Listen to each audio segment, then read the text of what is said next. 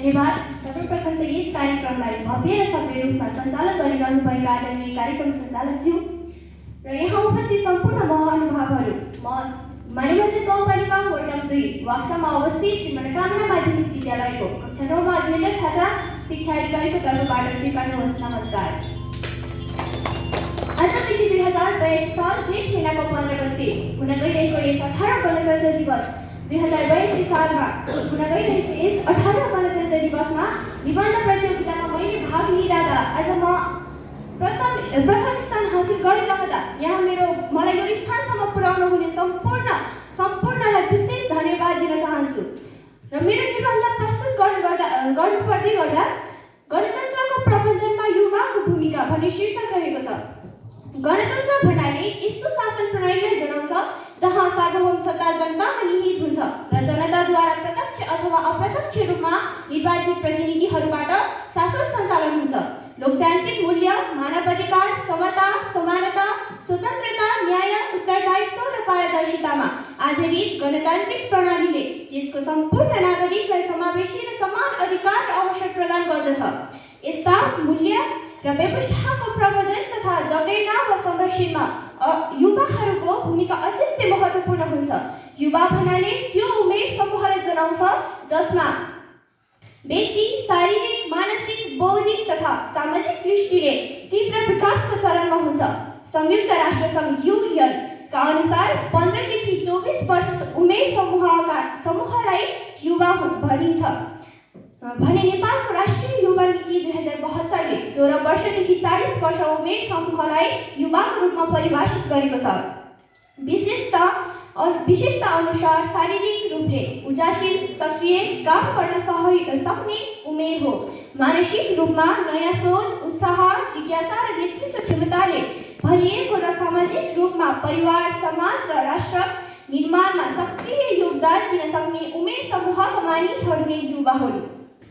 नेपालमा पनि धेरै सङ्घर्ष र युवाहरूको बलिदान पनि 2062-63 को जनआन्दोलन मार्फत गणतन्त्र स्थापना गरेको हो। अहिलेको पुस्ताका युवाहरू सो आन्दोलनका साक्षी हुन् र उनीहरूको दायित्व यो प्रणालीलाई संस्थागत गर्दै थप सुदृढ बनाउनु हो।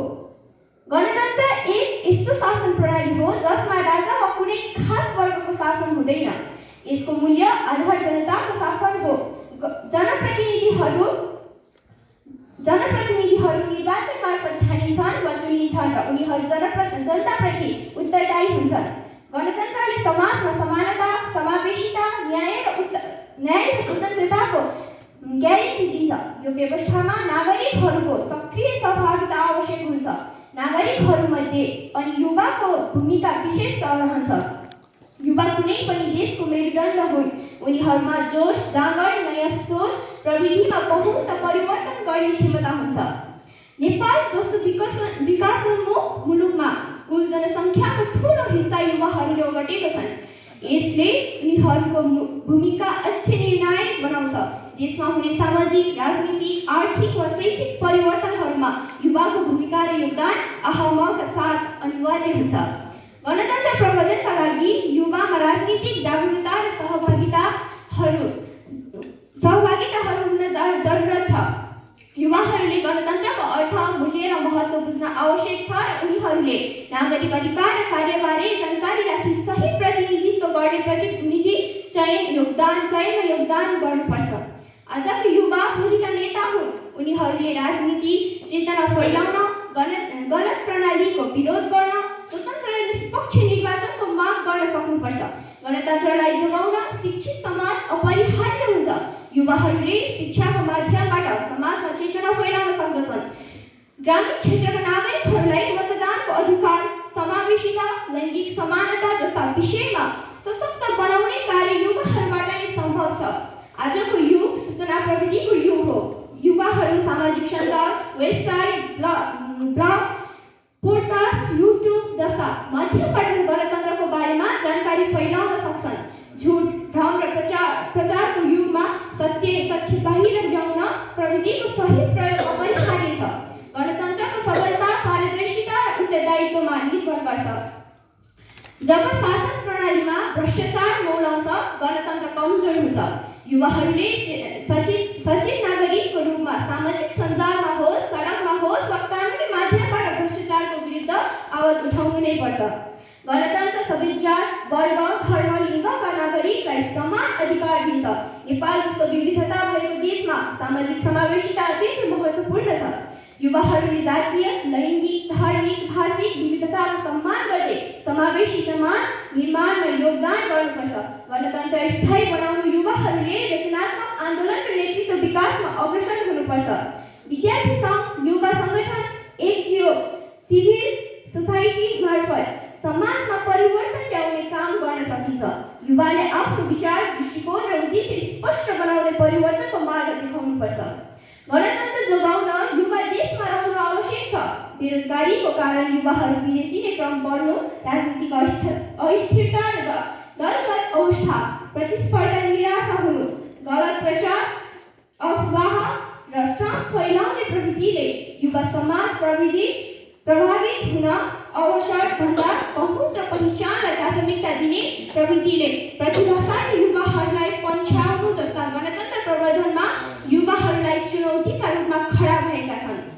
राज्यले उद्यमशीलता, स्वरोजगार, विकास आदि जस्ता युवा लक्षित कार्यक्रमहरू सञ्चालन गरेर शिक्षा प्रणालीले नैतिकता, नागरिक शिक्षा, संविधानको ज्ञान जस्ता विषयलाई प्राथमिकता दिएर स्वतन्त्र, निष्पक्ष, पारदर्शी राजनीतिक र शासन प्रणाली विकास गरिनुपर्छ जसले युवाको विश्वास जितोस्। साथै युवाहरूले आत्मनिर्भर, चेतनशील र उत्तरदायी नागरिक बन्ने अभ्यास गर्नुपर्छ। यसो गर्दा विभिन्न चुनौतीहरूलाई कम गर्दै जान सकिन्छ। गणतन्त्रमा यस्तो शासन प्रणालीलाई जनाइन्छ जहाँ राष्ट्रको प्रमुख वा राष्ट्रपति जनताको प्रतिनिधिबाट चयन गरिन्छ र सत्ता जनताको हातमा रहन्छ। यसमा राजा वा वंशानुगत शासन हुँदै सार्वभौम सत्ता जनतामा निहित हुन्छ। साथै जनताले निर्वाचन मार्फत सरकार बनाउँछन्। संविधानले शासनको आधार तय गर्छ। सबै नागरिक कानुनको नजरमा बराबर हुन्छन्। प्रजातान्त्रिक मूल्य र स्वतन्त्रता सुनिश्चित हुन्छ जसमा आफ्ना अभिव्यक्ति, धर्म, मताधिकार आदि स्वतन्त्रता दिन्छ। उदाहरणका लागि नेपालमा 2065-63 सालको जनआन्दोलनपछि गणतन्त्र प्रवेश गर्यो।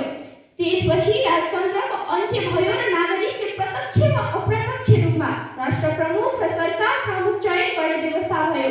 यस्तो सुन्दर व्यवस्था जोगाउन साथै गणतन्त्रको प्रवर्धन गर्न युवाको भूमिका नै रहन्छ। गणतन्त्रको स्थायित्व र समृद्धिको मुख्य आधार सक्रिय चेतना र जवाफदेही जिम्मेवारी युवा हुन्।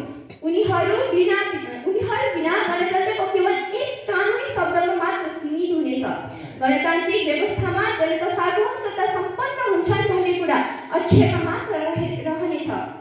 आजका युवाले इतिहास बुझेका छन्, वर्तमानलाई भोगिरहेका छन् र भविष्यको रेखा कोर्ने सामर्थ्य राख्छन्। त्यसैले गणतन्त्र प्रवर्धनका लागि उनीहरूको भूमिका केवल महत्त्वपूर्ण मात्र होइन, अपरिहार्यका साथै अनिवार्य छ।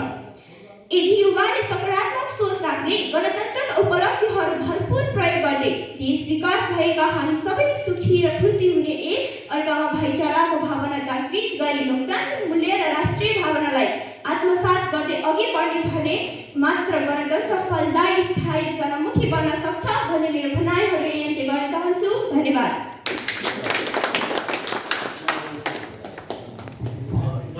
धेरै धेरै धन्यवाद।